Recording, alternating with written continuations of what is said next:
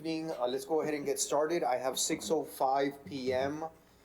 September 9, 2021, Transportation and Traffic Safety Advisory Committee. Good evening. Item number one, call to order, roll call and declaration of quorum.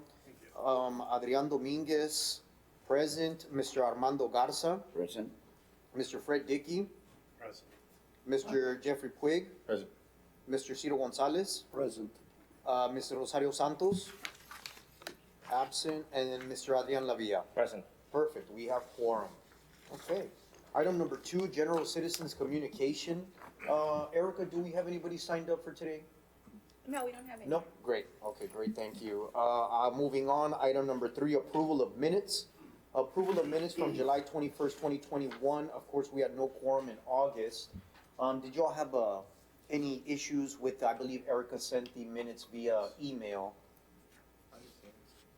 Do I have a motion to approve? I'll motion to approve. We have a motion to approve, second by Mr. Dickey. All in favor, please signal by saying aye. Aye. Any opposed? Okay, motion carries.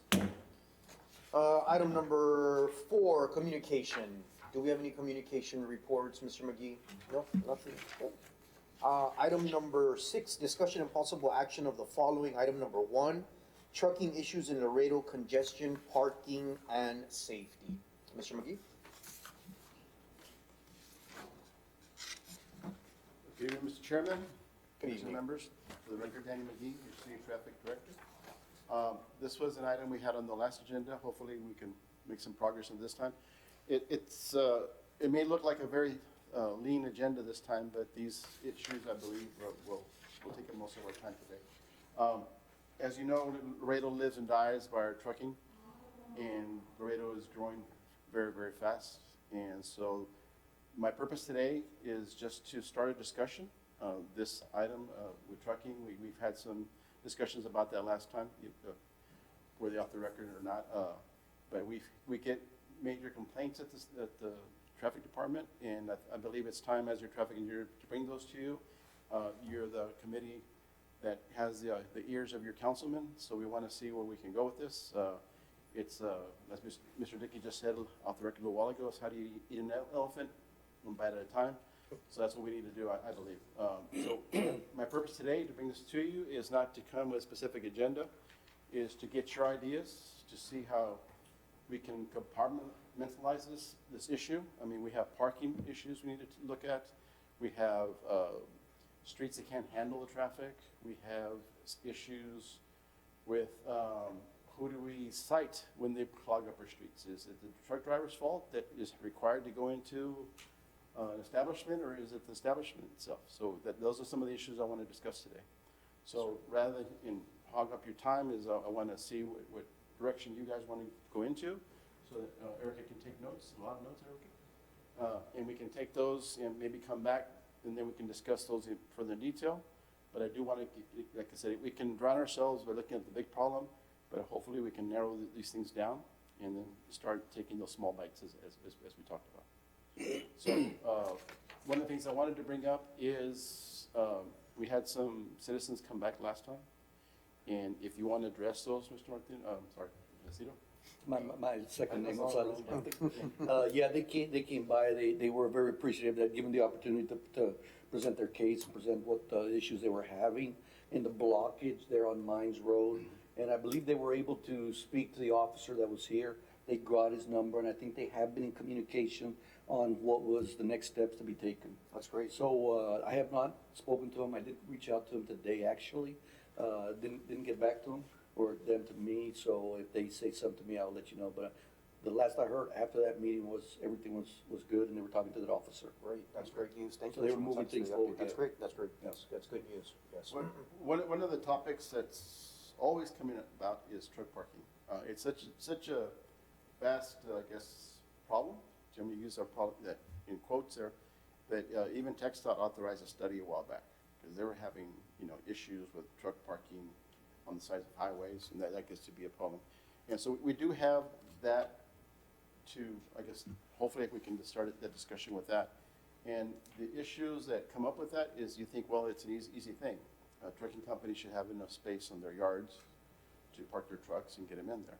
But the problem, Mr. Asa has a lot of experience with that, Mr. Gonzalez. I'm not sure Mr. Villa's Yeah, background. trucking. I'm Yeah. from the Laredo Moore's car organization. Jeff Quigg, involved with development. So you guys have a vast knowledge experience, and that's what I want to tap today. But I do want to start with the parking is, to me, the low-hanging fruit on this compared to the other, it's still a very complicated issue. We have many older trucking companies still located downtown on streets that at the time that they were built didn't have that volume.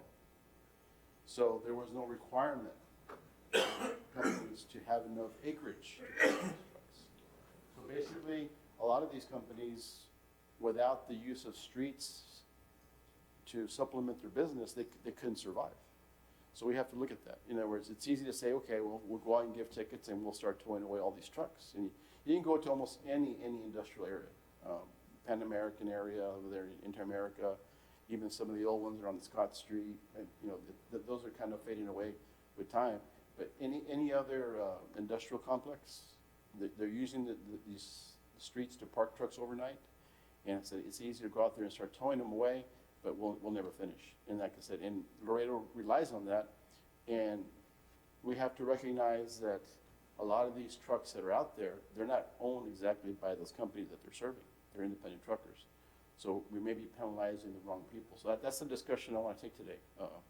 So I'll let you kick it off in any manner you see there, unless you want me to take over the discussion, but I hate to do that, so. Mr. I do have a question on that. Have we figured out, I know you just mentioned it, so have we figured out, is it more of the local owners or the independent owners that are coming from the north, having to park outside in the street, waiting to be offloaded the next day? Have we been able to identify that? I don't have exact numbers on this, it's under a study. Right. But from what I've seen, many times, I'll get a call even from PD, and they'll say there's a street, I won't name any streets right now because they'll start putting fingers different on certain discussion. companies. There's streets that I am not, without having to exaggerate too much, is where they block them off so much that not even a bicycle almost could go through there. Right. And much less as an emergency vehicle. That's not exaggeration. I mean, we have streets that are designed for, one-way traffic on each one and maybe some parking on both sides. And we got 6 lanes of trucks because these guys come in from out of town and they're parked there and they got to get service. And they run into the problem where they have a company they're going to and there's a security booth right there. And they can't get service until that guy with the clipboard says you can go in. Right. Meanwhile, they're backing up. Mm-hmm. So that's the ones with the long haul. Right. And then on the reverse side of that, you got the short haul guys that go into Mexico that are almost doing the same thing. Right. Is that, we got problems with parking that they own their own trucks and now they're parking them in the neighborhoods. And it's easy to say, well, let's get them out. We have an ordinance and you helped me pass, not too long ago to get it to council. Is easy to say, well, let's get them out of the neighborhoods, but they live and breathe by these trucks going back and forth. And if you've seen the wait times, some of the bridges sometimes on Fridays, whatever the case may be, they get paid by the trip. Right. And this is all from my understanding of how this works out here. So they get paid by the trip, and they don't make as many trips as they used to. So if we go out and cite them $200-300 like we agreed to last time, we might be killing a whole day's worth of wages for one truck driver. And with the price of diesel being what it is, we can all see how all these things. There's no easy solution for this, but I believe we have to start the discussion and get it to council and city management to start looking at these things. Okay. Because it's a problem. It's kind of like the weather. The old joke. Everybody talks about the weather, but nobody does anything about it. Mm-hmm. It's that point now. Is we have so much trucking. Laredo lives and breathes by it, but so we're kind of afraid to touch it. But everybody complains about it. So it's kind of where are we going from here? Right. Well, I've got some ideas. So the situation is that, from what I'm understanding in most of the dense areas, is that there's trucks that are waiting to be seen or get into a facility. So there's 2 things that I look at it. I say, number 1, we have to somehow encourage circulation, encourage movement of traffic, not parking, but movement. And how do we encourage the movement is to create either circular routes in those areas that they can continually operate in that are considered like traffic loops, but for large 18-wheelers, right?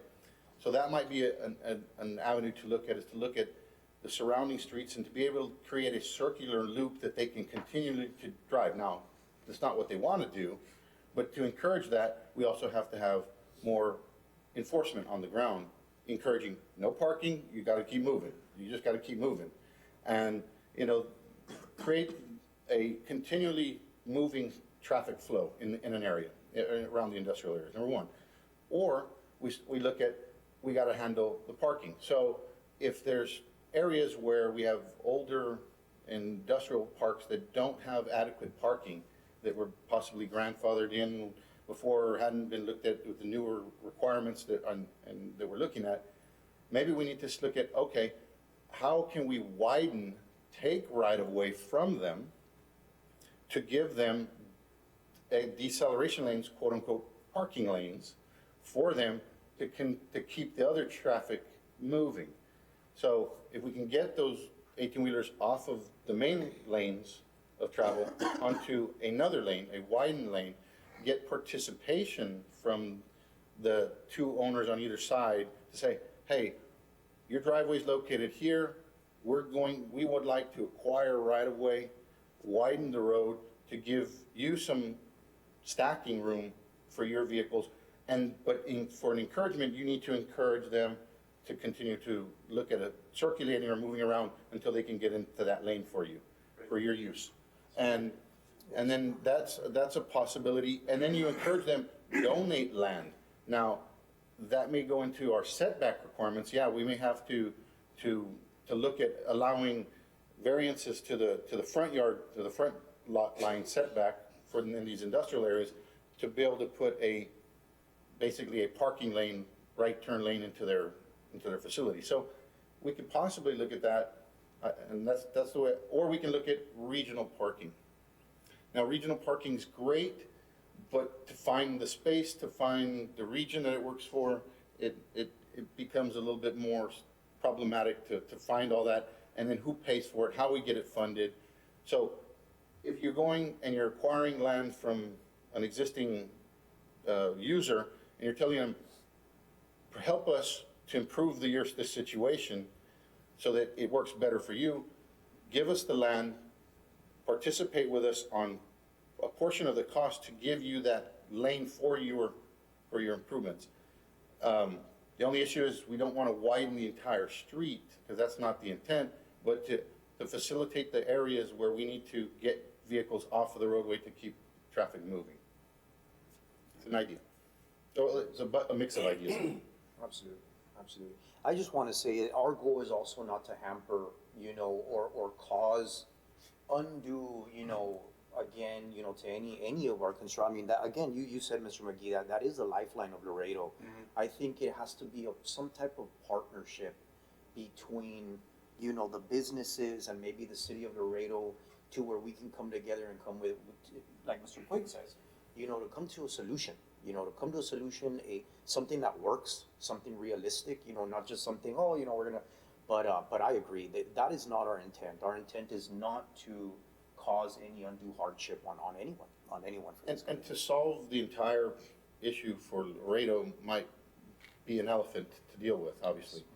So I think we ought to try to focus on a study area, come up with some ideas for that and the operations of how that area functions and operates with both old and new facilities, and see what partnerships the city can work with the adjacent landowners, whether it be helping them to relocate their driveway to a better location for access, in conjunction with the city helping cover some cost to do these things to improve the situation within these industrial areas. I agree. Yes. My intent today, you saw on the agenda, I put it as a discussion and possible action. So what I'd like as a group is for you to get the ideas, vote on it, and then tell me those are my marching orders. I don't want this to be that Danny McGee thinks this kind of thing. That's the last thing I want. I've got my experience with these things and how we handle them, but I'm looking for new ideas, something that we can show council that we're looking at. A lot of these ideas, they've been floating around for a long time. I mean, there's several trucking, forwarding, customs brokers groups out there. And like the regional parking has been thrown around for many, many years, but this just hasn't gone anywhere. So it's like I said, it's like about the weather. We keep talking about it, Right. but nothing gets done.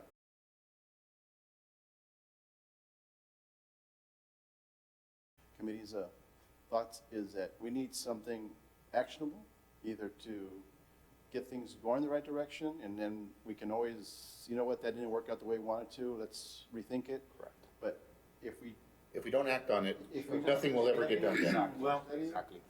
That's my personal feeling. It doesn't have to be yours, of course.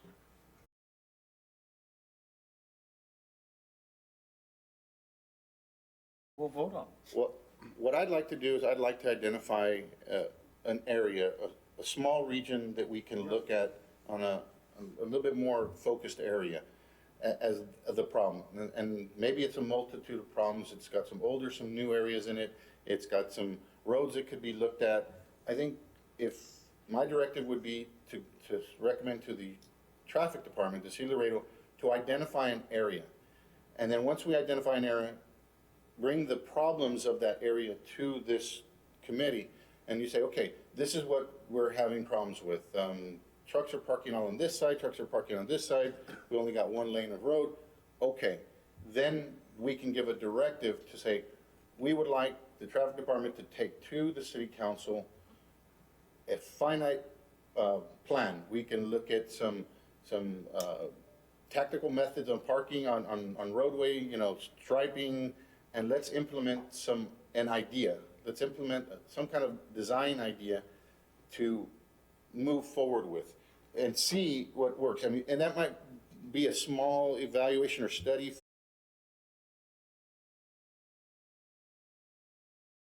Look at that small little area and say, this is an idea that we think might work. And then we move forward with it. Can we do step more than forward, one yes. area, maybe? And then let the traffic department figure out three, and then, or, say. I think that's the problem, that they've been looking at the whole picture instead of identifying those hot spots or one or two hot spots. If you don't mind, let me bring up a couple of locations. Okay. Yeah, I'll try to make them as generic as possible. I mentioned the one earlier that they were creating like 5, 6 lanes out of something that should have been no more than 3 or 4. These truckers come in out of town, and most of them are long-haul truckers, because by maneuvering them to get out of the way, and they'll tell you, well, where do I go, what can I do, and you see their tags are from different states, et cetera. So it may be the only time they ever come to Laredo, maybe not, or maybe they come frequently. So in my estimate, okay, this is one guy come in, he doesn't know how the system works here, and so he's trying to figure out where to go. Now he's blocking things, that kind of thing. So in my opinion, like I said, we need to start looking at who's causing the problem, who's benefiting from this situation, and who's causing the problem. In my opinion, you have a trucker that's coming in from points north, and tell me if I'm wrong, please. They come in and they're just trying to deliver a load, okay? So they're told to wait outside. They don't work for the company they're delivering to, and they're out there. So do I start citing, towing away a driver that's trying to do what he needs to do? Or a company that's taking their sweet time because they have one guard at the door and they're in no hurry because it's not affecting their land? So in my opinion, I think that's one area we need to explore. Let me know if you agree. Is to start putting the burden, the blame, the responsibility on the ones that are causing those backups onto the street. For instance, and same thing here is, there's many companies that have gone to the effort, the expense of buying acres of property. I'm sure you can think of companies that do that, okay? And they have no problem. They run them in, and their guard shack is further into their property, and they can line up 2 or 3 or 4 or 5 trucks inside their property. It doesn't affect the street that much. But there's other ones that the guard shack is right at the door, the curb, and that's the ones backing up. So if we start, okay, I'm just playing devil's advocate, if we start using the right-of-way, city property, to supplement a company that didn't put the expense into what they're running, is that fair to the companies that spend millions of dollars buying land? You know, land in Laredo is very, very expensive. Yes, it is. So this company, if a company has a foresight, say, you know what, we're gonna grow, and I don't want my trucks to be backing up, and, you know, I can move my merchandise faster, and they have no space. Other companies have said, well, I'll take them when I take them in. Without giving any names, there's a company along a major highway that's got their scales right in front. And the trucks just back up and back up, and it's happening for years.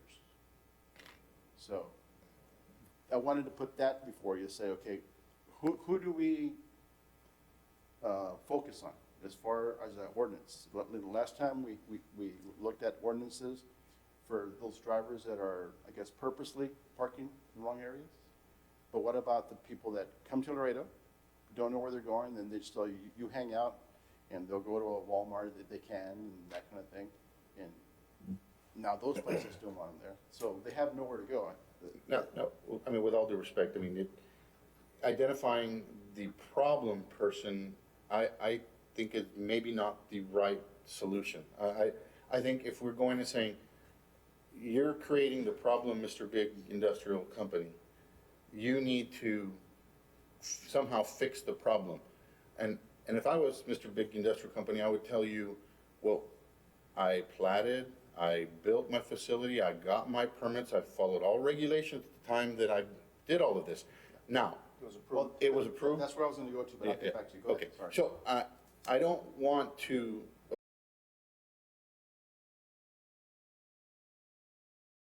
like, we understand that your operations have created a problem for the city. Granted that you were given, and you met all the requirements at the time, but this has now created a problem. We have addressed the problem with all future development by requiring more space and parking and so forth, and people are complying. But we need your partnership.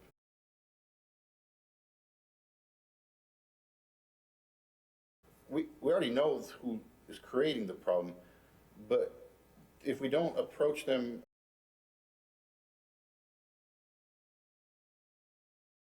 city and you are we're gonna work together. You're going to implement a circulation policy on your end. You're gonna do this on your end, and we're gonna do this on our end to try to help or to try to manage the traffic a little bit better. We are gonna start enforcing things a little bit more. We don't wanna make you responsible for those fines, but it may go that direction unless you're willing to help Partnership, yeah. solve the problem. I don't know, you were gonna continue then? If I may just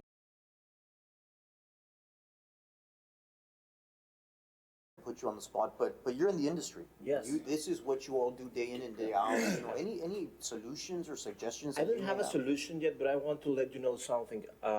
The trucking industry is getting bigger and bigger, and if I think taking examples of other cities, they have a big parking lot for trucking for the other cities. I'm not telling that the problem in this city is from other cities. I'm telling that we need to have a big lot for parking, and probably this can be public.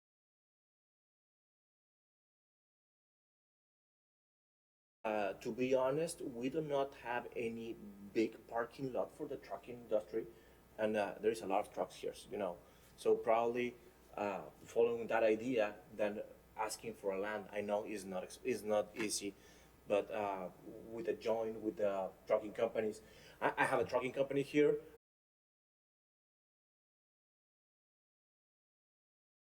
Or these kind of ideas, because probably I can use that parking lot in the weekends. So You know, that More of a also brings up staging another area, good more of a point. staging area, That- more overnight though. You know how we see it, and when we drive out of town, we see the Travel America, we see the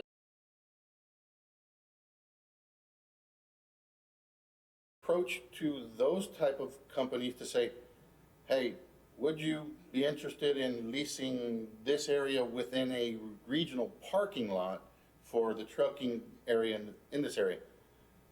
They might jump at that to say, man, well, if there's gonna be trucks coming in and parking in this whole area all day, I want my facility, my, That's an opportunity. for me, Yes. in there, Absolutely. off, Fantastic. it's off system. It's a great So it's idea. not like on a corner or anything like that, at prime real estate.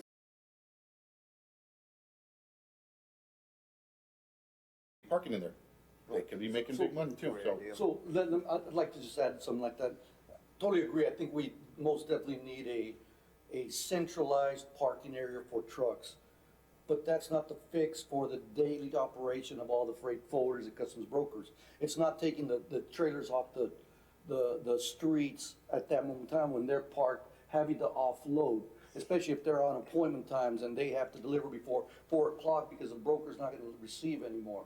So it's a fantastic idea, but me being a local transportation guy that's worked for a national company for all this time, we have drivers that we pay hourly wages and sit 2-3 hours having to wait in line to get offload.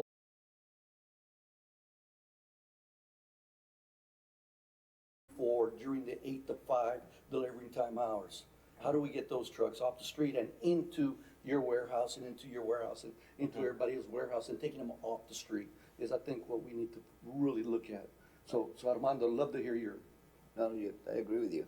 I was on maybe this side of context, but we're getting more support from the police department, for example. Sometimes you see all the lines and here, and you don't see it.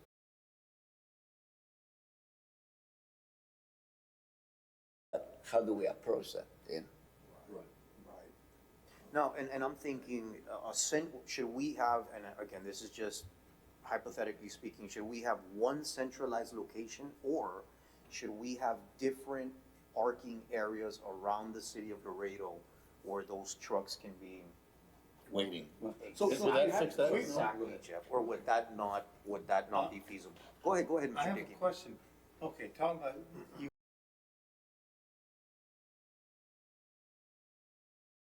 why don't we do or find a way to have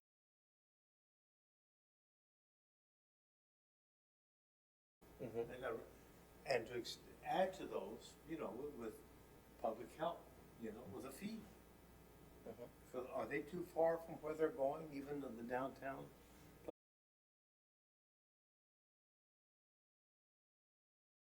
To add fuel? No, no. What was that? We need a central park. Right.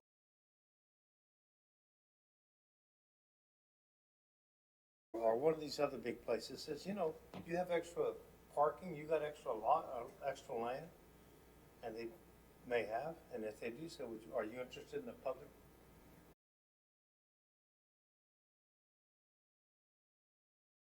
Too far away, that's what City That's saying. my question. How far from the city should be? That's what How I'm saying. feasible It's is it at to be 80% of what 30 these- miles away?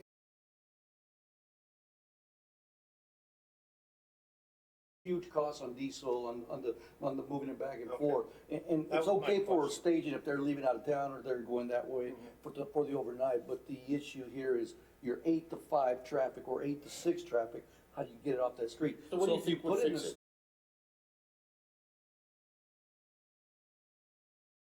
Just like you said, we kind of know what the issue is. We know the issue is the warehousing, and maybe they've grown so much, just like you said, this industry is just growing and growing on a daily basis. We see it, we feel it, and we're experiencing these growing pains.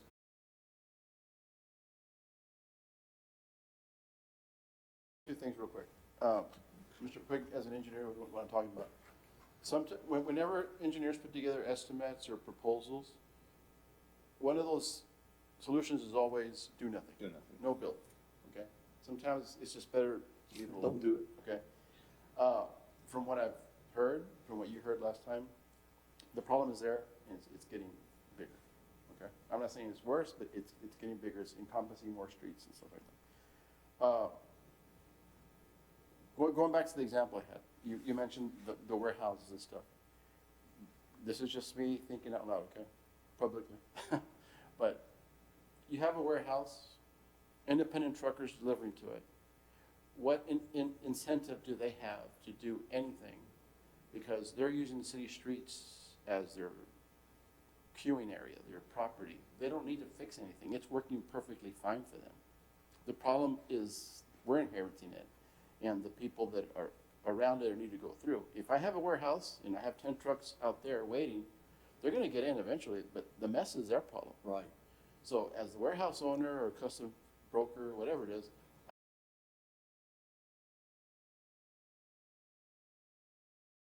pressure on me. Until you close the But aren't- street. Right, but aren't you But- impeding the traffic? But though? that's my point, is that nothing has been done up to this point. Business as usual, but it's getting worse. And so that's why I mentioned the no build. Laredo lives on trucks. Do we just let it continue the way it is? And we can't.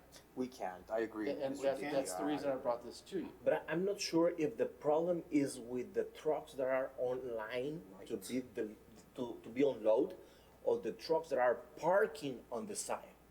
I'm in the north part of the city every day, so for me, the trucks that are online to be unloaded, I think there is not a problem with those trucks.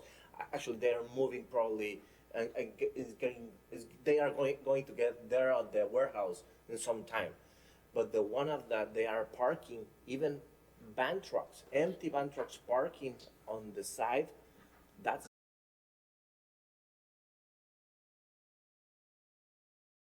And there's warehousing on both sides. Mhm. Okay. There's one way in, it's got a cul-de-sac at the end. So a truck comes in, and the first warehouse is on the right-hand side. There's a driveway right there, and there's a guard shack. So they got 6, 7, 8, 10 trucks lining up.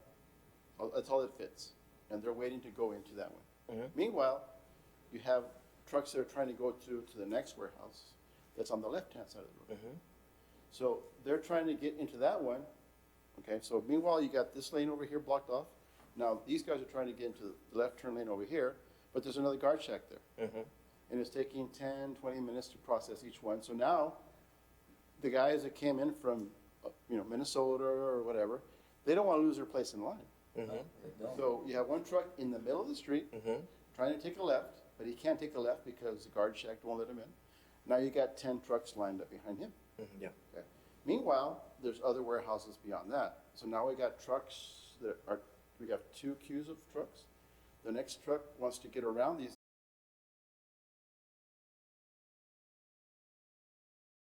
Third and fourth warehouses. If- That is a very common scenario. Gentlemen, if I may ask you, how do you communicate with your truck drivers? For example, what I'm thinking is, if this is happening, you know how you go to a restaurant and there's a line and they Yeah, give call you me a when my little table's buzzer. ready. They give you a little buzzer and they're like, hey, we're gonna buzz you when we're ready. Is there something, I know but is there something that possibly we send them to a central location and they are called or they're notified when they're ready? I'm not in this industry, but is that something that might work? Yeah, I think it would work, especially if you're in a centralized parking and they give you like a 30 minutes to get from point A to that point B. Because you're right, because if he gets out of line or a policeman comes and says, you all need to move, he gets out of line, all he's gonna do is go around the block and get right back in line. And he's already lost his position. To answer your question now, being in the LTL industry, is we give them 30 minutes to unload. If our driver's there in line and he's gone more than 30, 45 minutes, he's calling the supervisor, say, I've been in line for 45 minutes. We're calling the freight forwarder broker, say, my truck driver's in the line over there. It's gonna cost you so much for every half hour more after this time. Not that we're crossing the line, but now we're putting the pressure on the freight forwarder broker to get us unloaded in a timely manner, to get our driver out there, because now he's gotta deliver to your warehouse and go get in that line again. Okay. So from an engineering perspective, just hearing all of that, I look at it in a fix and possible it could work. Y'all have heard of the term Jersey rail? The high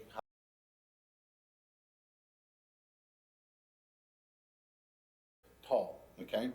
So if we had 2 lanes northbound, 2 lanes southbound, and we restricted left turn movements all down these areas, restricted, only allowed right turn in.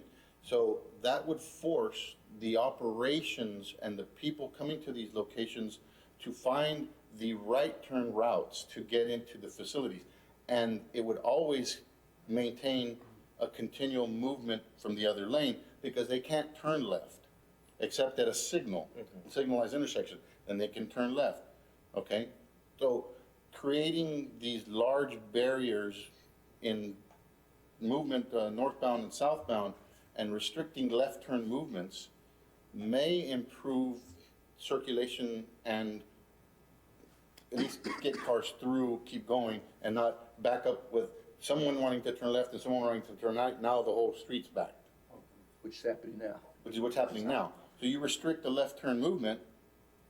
Now they can't turn left. Either they keep going straight to hit a light and then try to turn around and come back and to get into the other side. Run a line down. Or they figured out that they can't come in that way from now that they know, so then they find the better route. And then we improve traffic.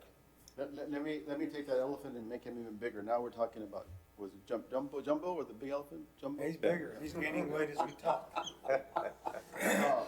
And let me preface this whole conversation by saying I am not against.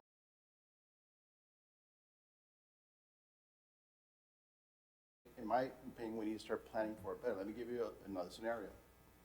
And I'll use Mines Road, no secrets there. We have an industrial park, actually there's two of them. Trade Center and Pan American are the entrances to that. You guys know those areas? Okay. Traffic signals that over the years when I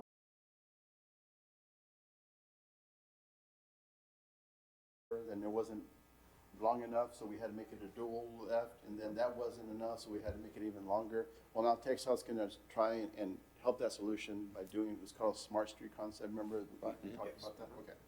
So this is just food for thought, okay? So we obviously have those signals way over capacity. So much so that the trucks can't stay in their left turn lanes. What happens? They actually go into the through lanes, certain times of the day. Not all the time, but they spill back, which is a safety hazard, and it also impacts the capacity of the through lanes, the ones that want to go to Columbia. So what do? We say, okay,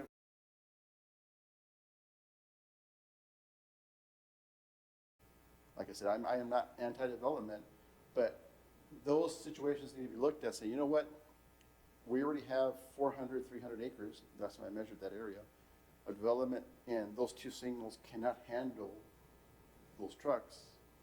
We shouldn't be allowing more warehouses until, like I said, I'm not against development, until there's an identified other exit or entrance.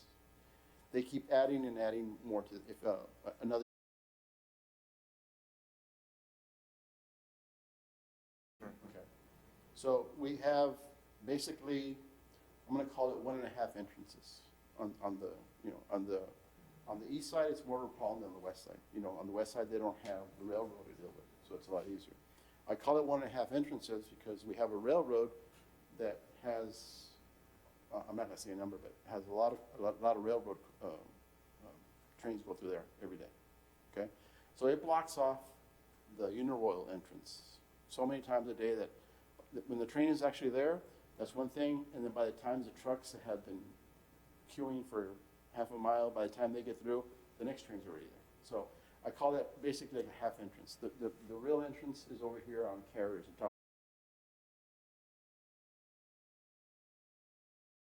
Developed area right now, and we made a presentation to a group out there not too long ago. The developed area now is 900 something acres. Let's call it 1,000 acres. Okay. So when I was with TxDOT, we had gotten to the point where the traffic was backing up so much into that ramp that is right there to get off, that there was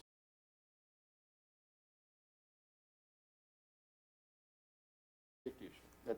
So, and then the trucking companies, forwarders, customs brokers that are there now, they're saying it sometimes takes us hours to get out of there. And then what they're really concerned about is the lack of emergency response there. It takes forever. Not too long ago, I think there was a derailment, and it locked up the whole area, and nobody could get in and out.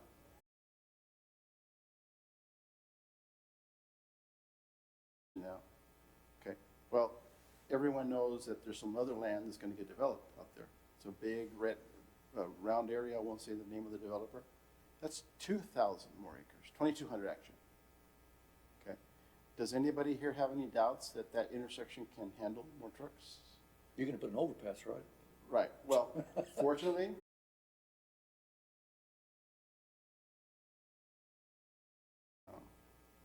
in late 24 or so, they're going to update the Union Road interchange. Okay. And at the same time, they're gonna construct an interchange where the new, Charter-Withinger Road comes in. Right. But they're gonna construct interchange, but they are not gonna put a piece that goes over the railroad. That's gonna be up to the developer, City of Laredo, anybody else that wants to contribute, county.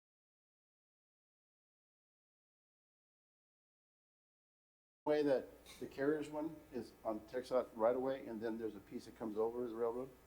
The same thing needs to happen over there. Right. So even if TxDOT builds that interchange, okay, now that's just to get from one side on to the top. There's no road that connects this carriers area to that other one on the east side. So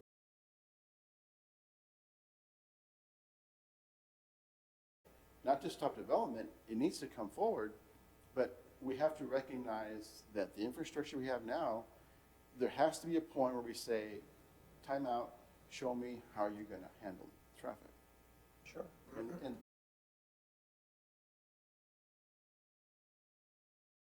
approving more and more and more developments. And that's the other thing is, like I said, I think it would be a very, very unpopular idea to say, well, we need not a moratorium or anything, but something that shows how we're.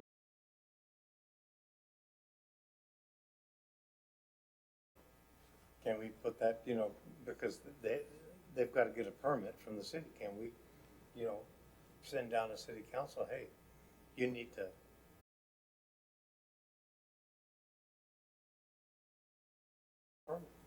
When I first got to the city, before you were a member of the committee, Mr. Dickey, I think Mr. Pig was here, anybody else, Mr. Garza? I floated the idea of every new development of a substantial.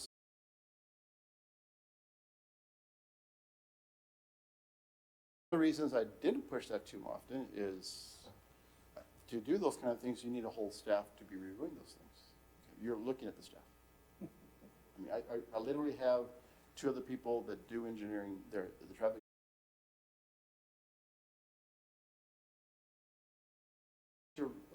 What's the word I'm looking for? A bang for the buck by hiring a couple of people to do this kind of thing. Sure. But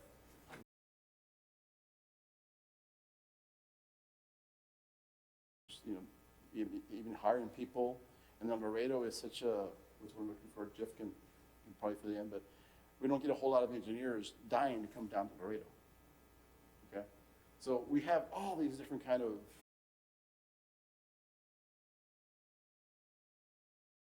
all these things that you say, let's have everybody do a traffic impact analysis, but I literally will not do anything else except read traffic impact analysis all day long, if that's the case. So the reason I kind of didn't proceed with an ordinance to require one is because I didn't want to make it mandatory when I could work it out with the landowner. I had to have enough experience to say, you know what, I can give you 2 driveways and call it a day. If you're good with that, then no. If you disagree with me, then now give me a study. And most of the time, I think we can always find some common ground. Makes my job a lot easier. It's just, being very truthful about the impact to our workload. Well, our current ordinance and requirements, when we work on designs and master plans, we have to follow a master thoroughfare plan that's developed by the city of Laredo. And that master thoroughfare plan identifies the pavement widths, the requirements for a street to be designed on. So when a developer puts in a master plan,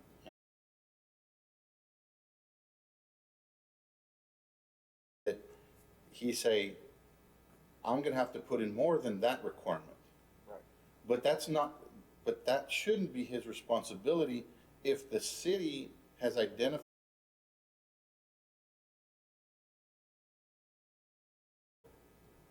I hate to say it for all of us all the developers out there, but if the city upped their game on their master thoroughfare plan, the developers would be required to follow a more aggressive master thoroughfare plan. Well, And the master plan, sorry.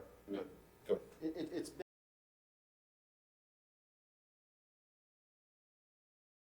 show you you know, how everything today is about this and then that, yin and yang, I guess.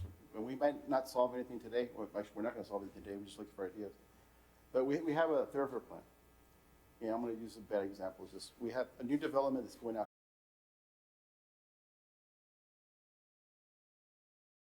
Right, but they don't own this piece. So they will widen the piece that's in front of their property, but they're still gonna use that one road that goes out there because the thoroughfare plan shows that it goes down here, but that person is not ready to develop. So, what you said about the city up in its game, I agree with that 100%. One of the ideas that needs to be thrown around is like an impact fee. We have water and sewer impact fees. A lot of cities have traffic transportation impact fees. So that those connections can be done now.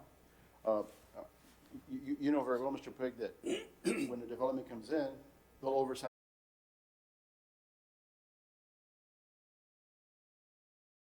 capacity of that line. There's different ways of doing these things. So, because every solution on its face may sound like, oh yeah, let's do this, but there's always a but. And I think we've kind of deviated a little bit from, I mean, what you're talking about is all the future development. I think what we're hearing is we need to fix a current development problem. To me, they have to be hand in hand. Okay. Earlier you mentioned, Okay. and I was gonna get back to that, is that you're talking about the planning procedures and stuff like that. You open up a new restaurant. City ordinances say that for every person you're gonna have capacity, you need to have a car and a half, 2 cars, whatever it is, okay? For trucking, I have not seen that. There may be for the employees, it says, how many employees you gonna have?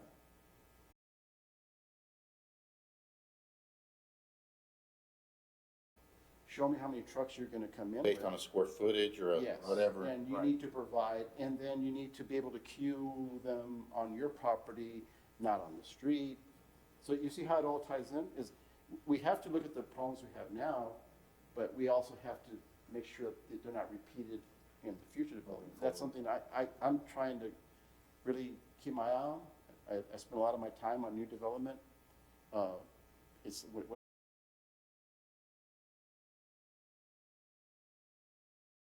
did I get that right, Mr. Dickey, something like that? Yeah. Yeah, so if we don't take care of, that's why I mentioned those big developments that are still adding to it. It's problems that we have now.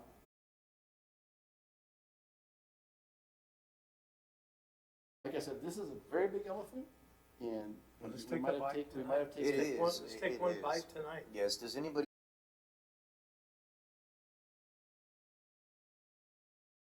All week. What's the All week. first thing that you think that we should address?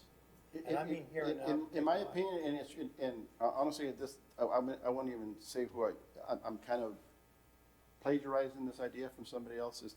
I think we need to start looking at a way, and I'm gonna put this in quotes, to incentivize the companies that are causing, like, whatever it is, the nicest way possible, whether it's penalties, whatever, but we have to make sure that, because they've been working a certain way for years, they don't have any incentive to make it faster, to queue up on their land. I think we have to start looking at that. I'm not saying I have the solution for it, you know, but right now, the only club I have is to go give a parking ticket to a truck or call the police.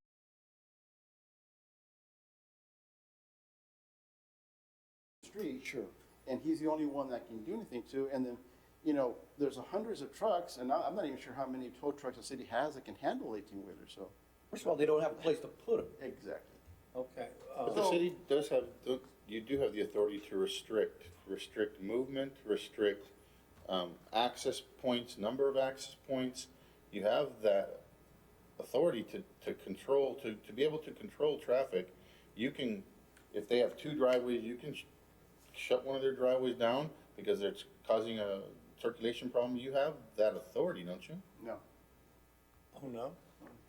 I mean, there's nothing that I know of right now, and talk to our legal department. I'll give you, it's an example, but it has nothing to do with trucking, okay? Drive-through windows, okay?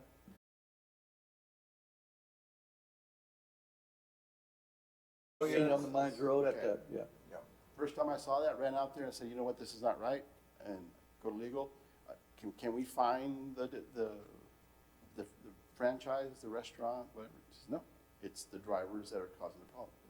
So I have stood outside a certain establishment with my ticket book in one hand and say, if you don't move your car, you're blocking the street, you know. So that's the only person that I can do anything with, you know, incentivize. The restaurant saying, you know what, in a roundabout way, I may affect your sales because the clients are saying, you know what, I'm not gonna go put up with Danny McGee on that corner, so I'll go somewhere else. So they will try, but the minute I leave, guess what? Somebody else is there. Right. And there's just too many. So it's the same problem with the trucks, is that instead of a drive-through window, it's a card check. How about talking to these facilities or these warehouses to move the guard shack back? Have we, Some have actually done that on their own. Okay. Very few, very few. But when I was with TechSot,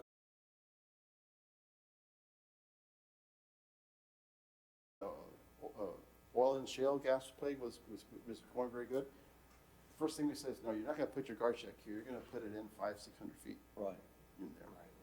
But a lot of these places, they're not set up for it. As soon as you go in, you gotta take a left because the building is right there. So we're gonna have to work with those kind of things. And So it's not even an enforceable, well, we can't even go to the businesses actually, because it's not their fault. The ones that's causing issues, the trucks, and it's not their fault either. Right. I mean, So I don't know if we can identify the red points, right. because probably the problem in the north is different than the south, so we can identify how to solve the south problem or the old warehouses, I don't know. Yeah. That's kind of what I'm Right. saying, try to focus on an area, On the big- or maybe a biggest couple of problem. areas, 2 or 3, and then, because the resolution for this one might be separate from the resolution Correct. over here and from over here. And to be able to look at that and then be able to try and, you know, bring ideas. well, I'm sorry, let me ask the committee generically. Would you agree, and maybe you wanna vote on this, is to look at not just targeting the actual drivers, but also the businesses, or is that something that you don't Yes. agree with? Yes. Yes. I agree. Maybe Yes. even just educational, even just something, a partnership, Mr. McGee. Again, it has to be a partnership.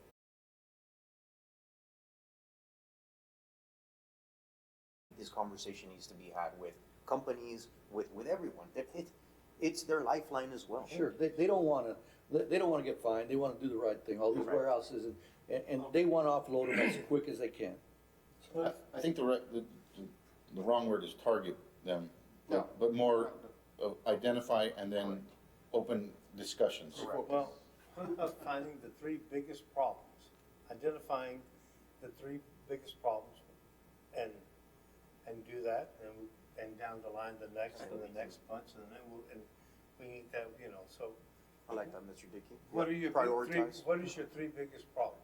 Okay. Well, the first one is of course, trucks clogging our streets. They just do not have anywhere else to go. That's the number one. Okay. I have example after example after example where the streets just cannot support the queue of the trucks going in. There's 5-6 warehouses in one block, and it can't support. That's the first one. All right. The second one is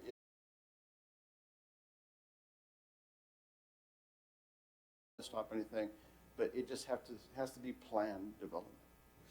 And that needs to be looked at to say, you know what, until you build another street here, or until your neighbor decides he's good, so that way this developer will say, okay, neighbor, I need to go through your property. And that's, because I won't be able to build my piece. So they keep trying to put that burden on the city, but that needs to be worked out, I think. Okay, well, I mean, the parking, I think, Mr. Puig had mentioned that, you know, something with, to make them circulate.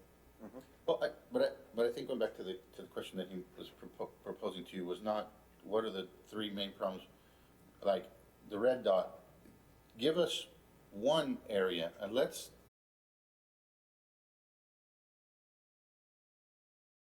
say it's at the intersection of here and here, okay, then it can be looked at, and then we can say, hey, we think we ought to have a small regional study in this area to Well, to I- get I- some I solutions guess- for I guess this. they-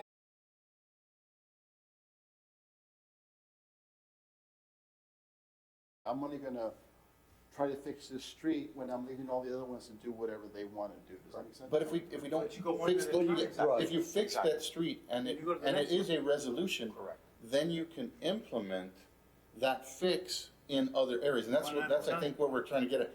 We gotta, if we don't try something somewhere, we're never gonna get anywhere. Yeah, we're just gonna The, talk the all night problem long. is too big, yeah, the problem is too Yeah, big.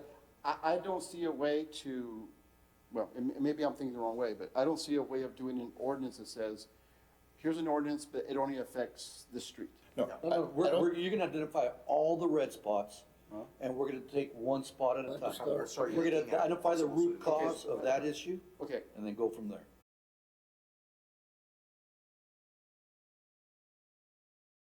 for as long as, it's, we have a problem where the streets cannot take traffic. That is, that is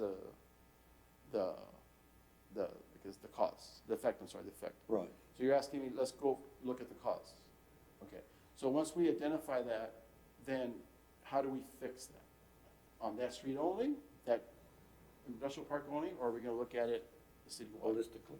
Well, if it works in that area, Wasn't then you can take it to an ordinance setting, because I think it's by trying to develop an ordinance to fix the global problem, it becomes too big, and then do we cover everything that needs to be covered?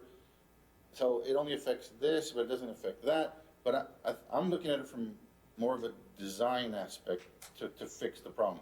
I mean, like I made mention, and y'all made mention that if we get more police presence in that one area, will it fix the problem? Wow, yes, it does, okay. So we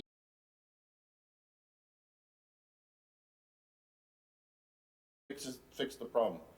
We put up signage to no parking and enforce fines on the industrial offices that are in there. And we start fining them. Does that fix the problem? No, it really didn't fix the might, problem. you know, But it might not. But if we don't try it, so, and if we say, okay, well, we're gonna restrict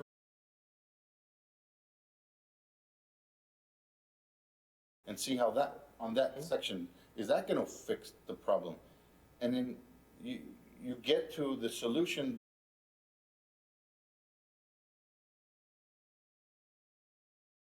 Like, Yeah, As- but you said one thing, incentivizing, and the saying in Spanish, los trancazos en la bolsa duelen más. And that's pretty good incentive for you to tell the warehouse, you say, hey, we need your help.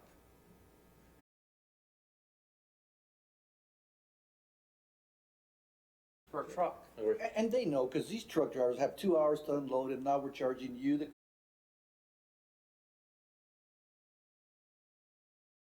We're hitting them with these charges. So they.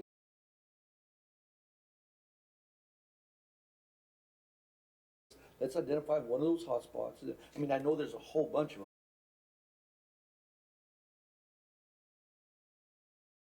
Then we'll start working on, ordinances. Okay, so what would be the committee's idea?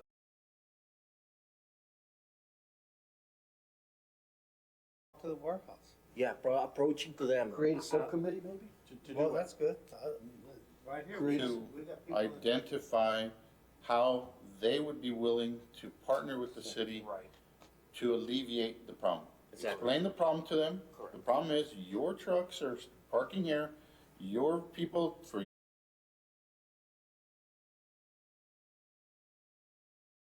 anything, it's your problem. Then you say, I understand that. I will address it in my problem, thank you. Yes. And how I'm going to address it, you're not gonna like it. Basically, I'm gonna block the road down the middle so you can't turn in anymore. You can only come in one way. And I'm gonna do this because You force. you're forcing me to keep traffic moving, because we got other people other than just you. But I think they would be more inclined to figure out a way so that they Of course. wouldn't I think they have would to incite fines, they wouldn't have to, or the city wouldn't have to, do more enforcement, I don't know. But I think they would be more than willing to probably work with you all, I don't know. Another question, should the police department have a separate commercial truck division to just do that? For that can't help you? I would have to talk to them. I know that they're always saying that they need more officers and that kind of thing. Yeah, but you take a certain division, DPS does that, I and they can't have speak for license and weight that does nothing with trucks. Mhm. Why can't they do this? I can invite them to be at our next meeting to see what they can offer. Gentlemen, so from what I'm hearing, should we make a motion to identify some hotspots maybe, or some problem areas around the community that are being affected by, and then we will look at those a bit closer. And then once we can have recommendations moving forward, is that Agree. what Well, we're? I think you already know the hot spots.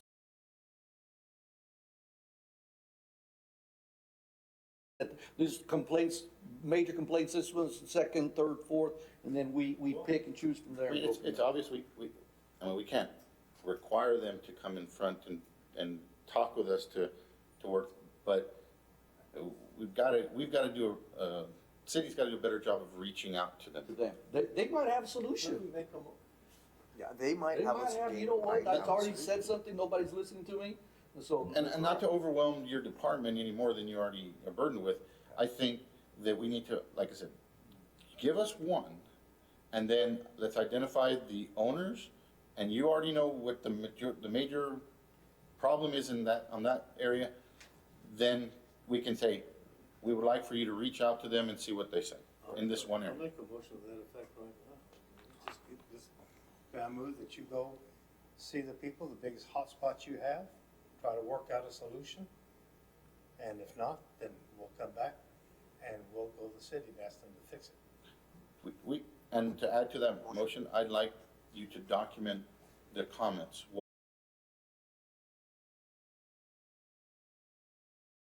One area, and let's see what they say. I don't know, you guys. I think it's a starting That's, point. I would It's a second starting his point. motion to have your department initiate. Adding your comments, Yes. adding your comments. Adding the comments. amending it to Comments the-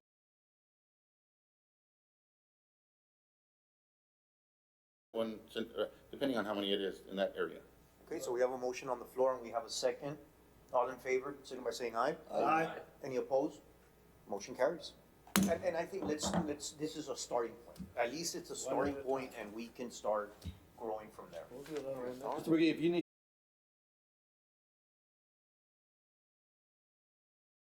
I'd be like some muscles, you know. It's a good discussion. Big guys. We'll get the vatos, you know. Those vatos. We'll get the vatos, you know. And it is a good discussion, Mr. McGee. It really is, and it Like I needs to said, be it's happening. never It ends needs in to be discussion. happening. Very Yes. complicated problem. Yes, it is. Yeah. Moving on, item number 7, number 2.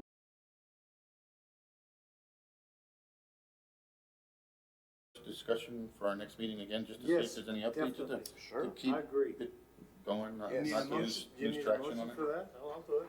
I don't think. Anybody motion? We can make a You motion. need a that- motion? I move that we add the discussion to continue at our next I'll meeting. second. Motion by Mr. Quigg, second by Mr. Dickey. All in favor, signify by saying aye. Aye. Any opposed? Motion carries. Okay.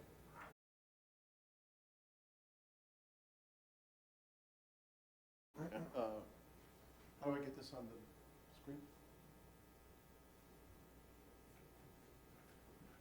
Oh, there it is. You keep it, there you go. Let me, just start the presentation here.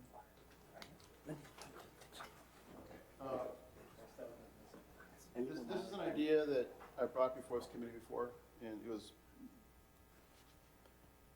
more on a superficial level. This is something that is also growing. It's been discussed with several of our council members, and so I wanted to bring this up to you, see, get your ideas, any thoughts, that kind of thing. I did want to start with an explanation of how speed limits are set in Texas.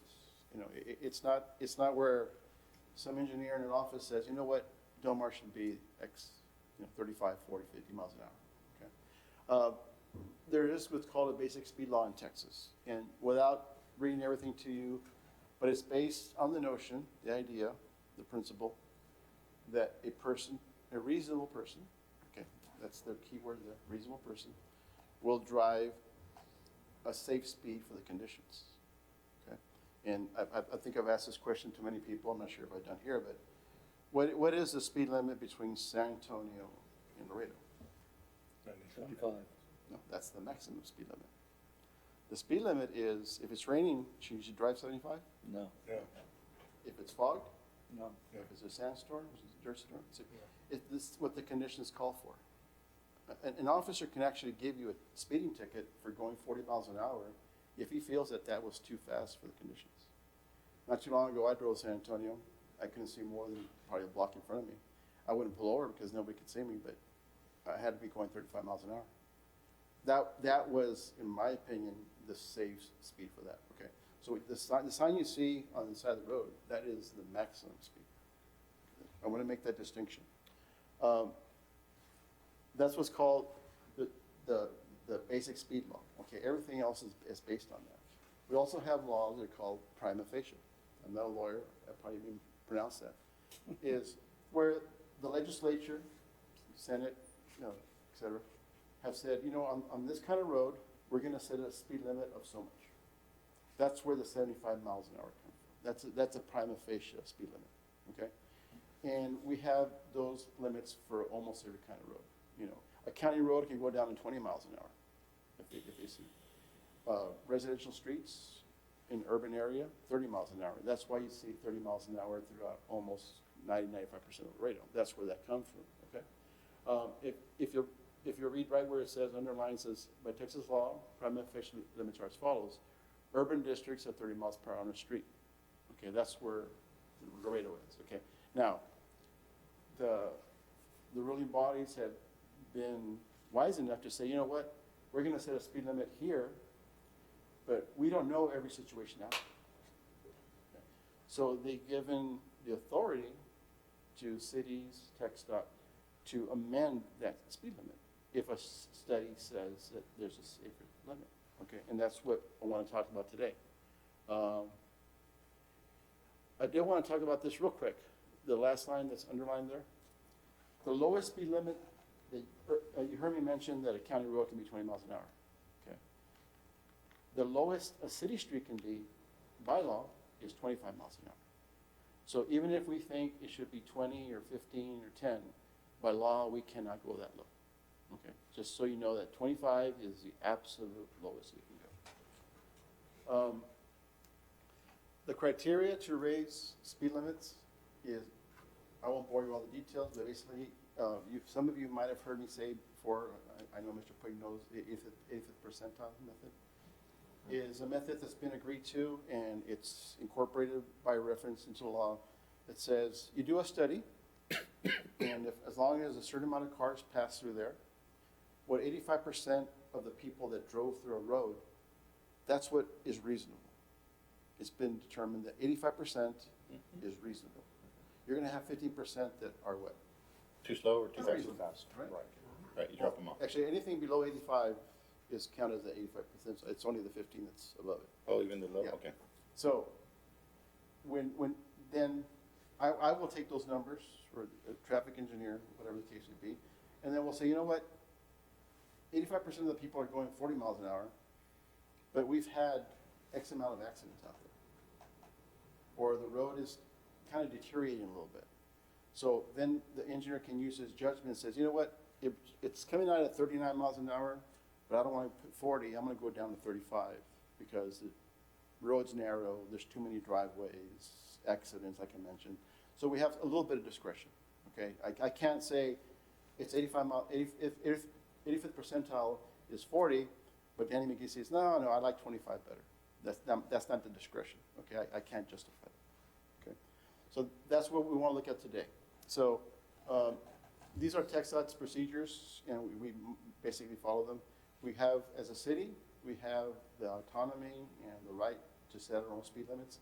We could even set speed limits on their highways if we do the study and they agree to it. On a highway, like for instance, Loop 20, 59, those highways, TxDOT does those studies basically in the past 100% of the time. But they will always come to the city and have the city pass an ordinance to agree to that. Why? Because who enforces the law?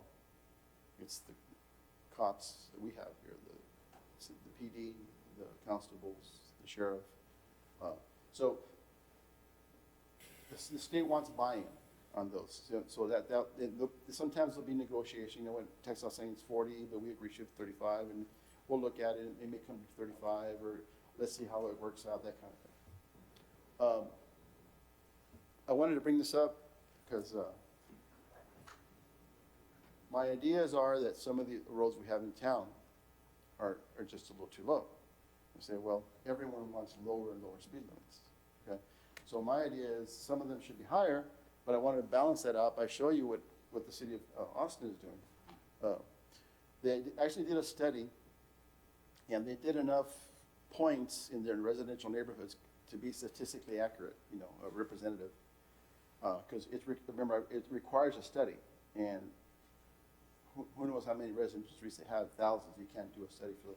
They did enough points to say residential streets that are this wide and have maybe an ADT, which is average daily traffic of so much, we believe that they should be 25 miles an hour. And they actually did that, I think, within the last year or so. You've heard me mention that we're a Vision Zero city before.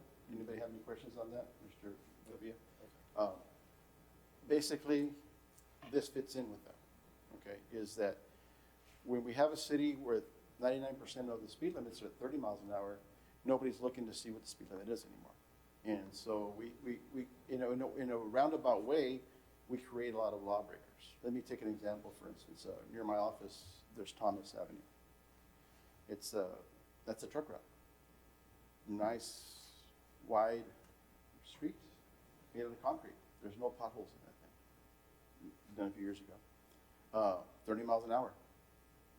I can tell you from driving that every day, Erica, probably Rosie, there's nobody going 30 miles an hour in that thing. So by leaving an unrealistic speed limit of 30 miles an hour, when everyone is driving at 35, 38, maybe 40, we are almost purposely creating lawbreakers. Because the people are saying, Texas law says 85% of the people establish a speed limit, but you have it at 30. So you're making everybody that's over 30 into a lawbreaker when the speed limit should accurately reflect what people are telling you is safe. Remember I said it's nice and wide. There are some baseball fields, but they get used mostly in the evenings. But everyone's going 35, 40 miles an hour. And that's what I'm here to get your ideas on, is that we have a lot of areas in town where people are, here to use the cliche air quotes, speeding, as they're measured by someone that's standing on the sidewalk and they see a car zoom by and it's going 30, maybe 37, 30 miles an hour, and the perception is that they're going 50, 60 miles an hour. We've taken many, many counts in the neighborhoods to show that those things, that very few actual neighborhood streets, anybody's going over 30 miles an hour. A lot of our studies show they're going 27, 28 miles an hour. So it kind of fits in, and it kind of backs up what Austin did, is that in the neighborhoods, we want people to go a lot slower, and it ranks it because that's where you have people that are walking, people backing out of driveways with their kids. We see a lot of basketball courts around Laredo on the sidewalk. So the city streets are meant for that kind of thing, the residential ones.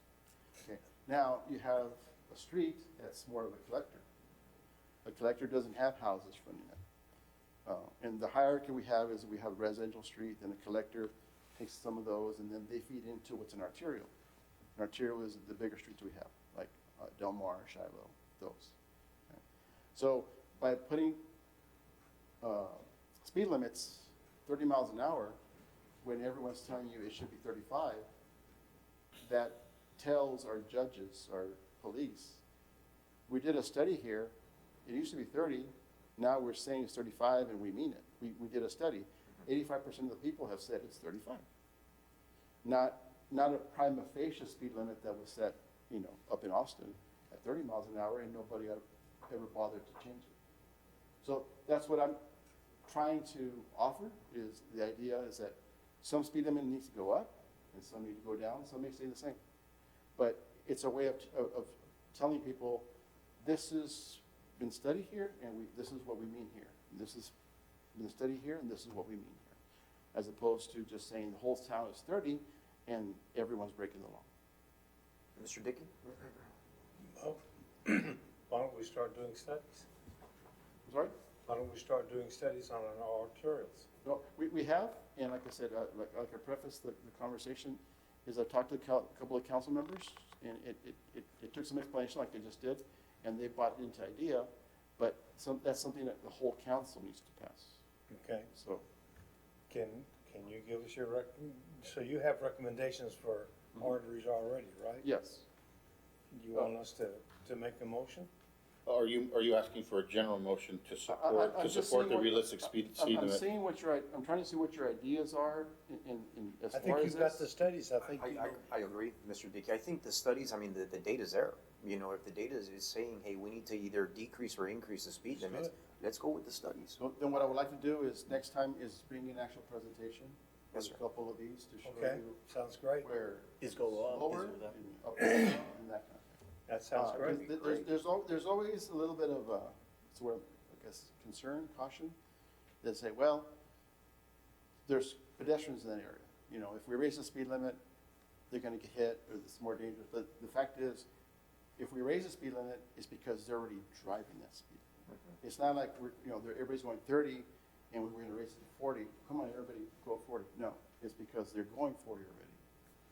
That So- makes good sense. I mean, Absolutely. why don't you make a precedent? Yeah, we'll absolutely. put that on the agenda. Okay, so then, like I said, I just wanted to bring the idea first, I like it. rather than overburden you with example of example. I want to make sure it wasn't something that you weren't even interested in looking at, because in that case, they won't be well received, so. No, Mr. McGee, I think That's a yes, fantastic let's, yeah, idea. I like it, yes, Do you need a absolutely. motion? If, I'm not sure if the chairman needs one or not, but, This I is make a something we- motion? Yeah, I mean, we can make a motion just to make it, official and just, Then I'll move that you make a traffic presentation on speed limits next meeting. second? I'll second that. Second by Mr. Gonzalez. All in favor, please signal by saying aye. Aye. All opposed? Motion carries. I'm looking forward to this, Yeah. Mr. McGee. Yeah, I Because am I too. do, agree. I think there are some areas in Laredo where they are a little slow and, yeah, I think we can pick them up just a Are bit.